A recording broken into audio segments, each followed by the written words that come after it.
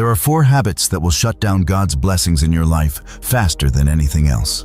And if you don't stop them before it's too late, you'll find yourself in the same position as the Israelites, wandering in circles, wondering why God feels distant. The scary part? Most Christians are doing at least 2 of these right now without even knowing it. But here's what's really concerning. These habits don't feel wrong when you're doing them. They feel normal. They feel justified. And that's exactly why they're so dangerous. Today we'll uncover 4 dangerous habits that stir God's anger. And as we go through them, ask yourself, have I been guilty of any of these? Number 1, complaining instead of trusting. The first habit that makes God angry is constant complaining. Not just about big things, but about everything. Your job, your relationships, your circumstances.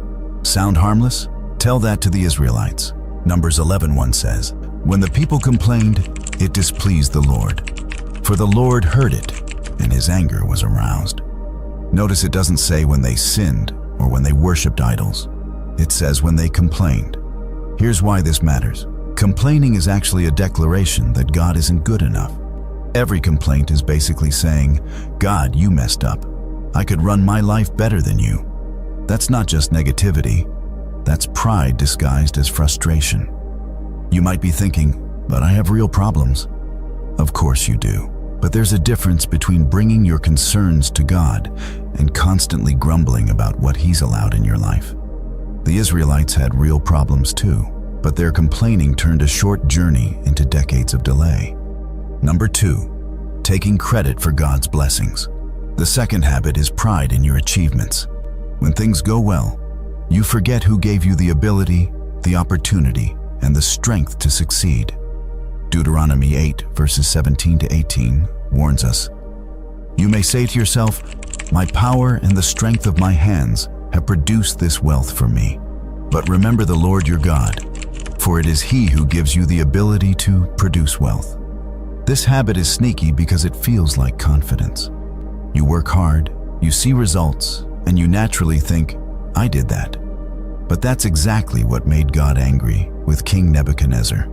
Daniel 4 tells us that God literally drove him insane until he acknowledged that all his power came from heaven. When you take credit for God's blessings, you're essentially pushing Him out of your success story. And here's what happens next. He stops blessing what you're trying to take credit for. Number 3, ignoring people in need. The third habit that makes God furious is becoming so focused on your own life that you stop seeing people who need help.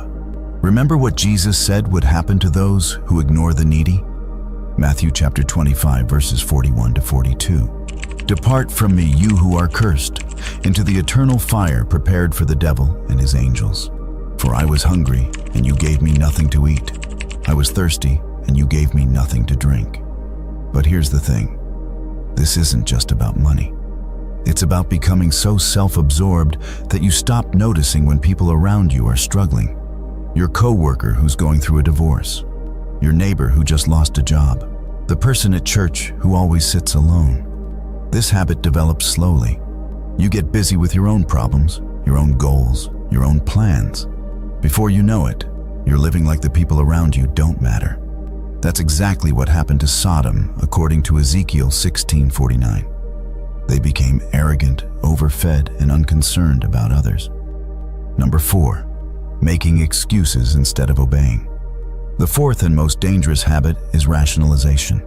When God asks you to do something, you find reasons why it doesn't apply to you or why you can't do it right now. King Saul lost his kingdom because of this habit. When God told him to completely destroy the Amalekites, Saul decided to keep the best livestock for sacrificing to the Lord. Sounds spiritual, right? But 1 Samuel 15:22 says, "To obey is better than sacrifice, and to heed is better than the fat of rams." You might not realize you're doing this, but every time you know what God wants and you find reasons to delay or modify His instructions, you're following Saul's pattern. Maybe God's been telling you to forgive someone, but you're waiting for them to apologize first.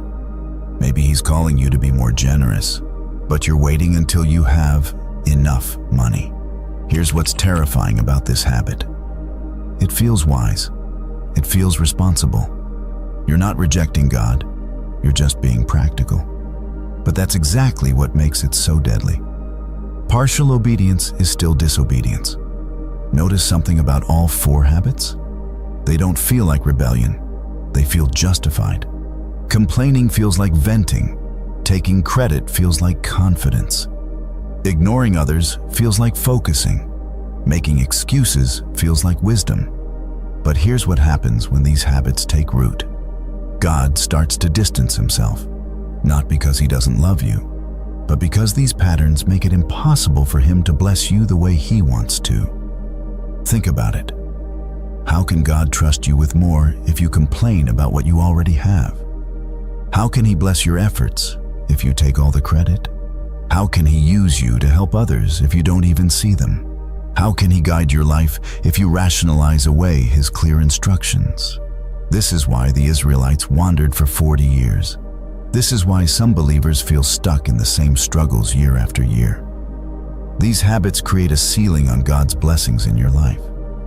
But here's the hope that changes everything. God's anger isn't permanent, it's corrective. He's not trying to destroy you, he's trying to destroy what's destroying you.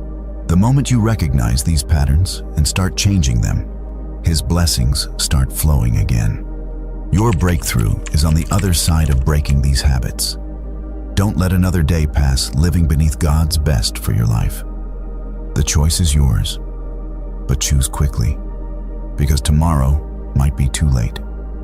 Drop a comment below and tell me, which of these 4 habits do you need to break in your life? Share this video with someone who needs to hear this warning.